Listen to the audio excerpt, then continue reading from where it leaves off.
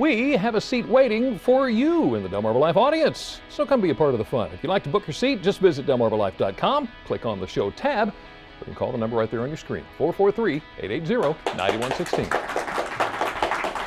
Well, most of us have seen orchids either at a store or in a nursery. They're so beautiful, but let's be honest, they're known for being tough to take care of. And for a lot of people, an orchid is a favorite flower to give away for Easter. So you want to make sure you or your loved ones know how to care for them. Well, gardening expert Ginny Rosenkrantz from the University of Maryland Extension Office joins us this afternoon. And of course, you know how to care for them. Oh yeah, sure. But they're it's easy. It's difficult, isn't it? I mean, what do we...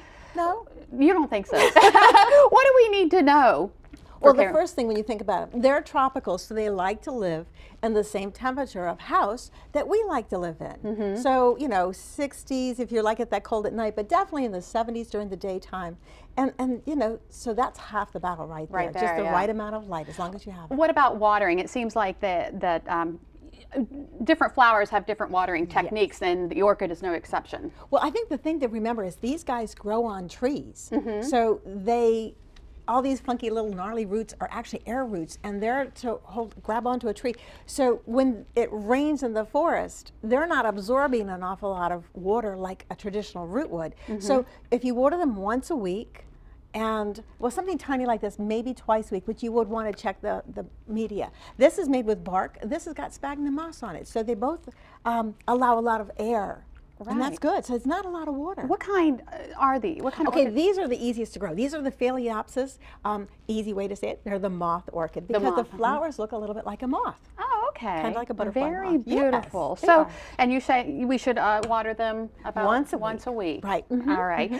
We've heard about putting ice on orchids. Oh yeah, that's the latest craze. And the reason why is that, like for instance, this is a 1 ice cube orchid because it's a tiny little orchid. And if you add 1 ice cube, then you're giving it just the amount of water that it would need for the week. This guy right here is a 3 ice cube orchid. It's a little bit bigger.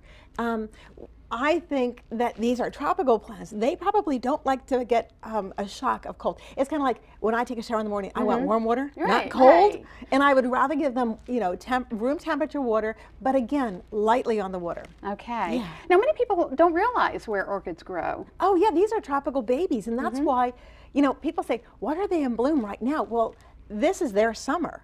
So they're tropicals, this is their summer, it's our winter, and that makes it wonderful because so many things that we would love to see blooming, you know, they're not going to bloom until it does get warm for us in our area. Yeah. But these guys are doing it for us. And like you said, they grow on trees, or at least the moth one grows on trees. Yeah. That's very interesting. I did not know that. And that's a little koala bears. Yeah. Very interesting. Okay, so sunlight, where do you put them? Because they grow on trees, they're used to being shaded by the big trees. So what I would say would be bright but indirect lighting is what they prefer. And so that would be like if this is a window right here, off to one side or the other side. Right. Not right in front of the window, because right in front of the window is just a little too much sunlight. And it'll actually burn these babies. So you don't necessarily want to put it on the windowsill? No, just on to one side or the other. Okay, all right. Again, real easy. Now, some people actually turn orchids into a hobby, raising orchids. They're addictive. Really? Yeah. I have had, this guy right here is between 5 and 10 years old. I can't remember when I first got it. It's my first orchid. And it just, like I say, benign neglect, water it once a week, say, hey, how's it going, you know, and this time I've got 3 spikes that are going to give me flowers, and the flowers will last months as soon as they start opening. Like this little guy right here has got like 3 little flowers, and they'll last a good month and a half. Yeah, and most flowers, you know, a couple of days and they're gone. This is really cool. Since I bought this one, I bought one almost every year. How neat is that? Okay, so we're going to shift gears a little bit and talk about bulbs, because it's almost time to start planting bulbs, right? Well, actually, most of your spring bulbs should have been planted earlier. And like this is one of the ones that we planted when we did the Delmarva Life here. Right. Yeah. And I went ahead and took the crocuses and put them all in this little container. And as you see, they're coming up right now.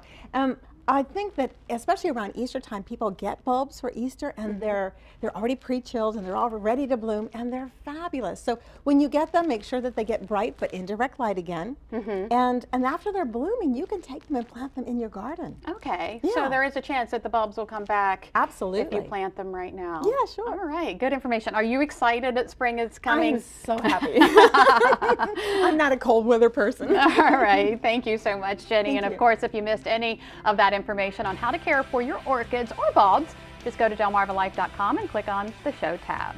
Up next on Delmarva Life, in the market for a new washer and dryer? So many choices, so many advancements. The folks from Delaware Appliance share the pros and cons of certain machines, plus some helpful tips when it comes to washing and drying your clothes.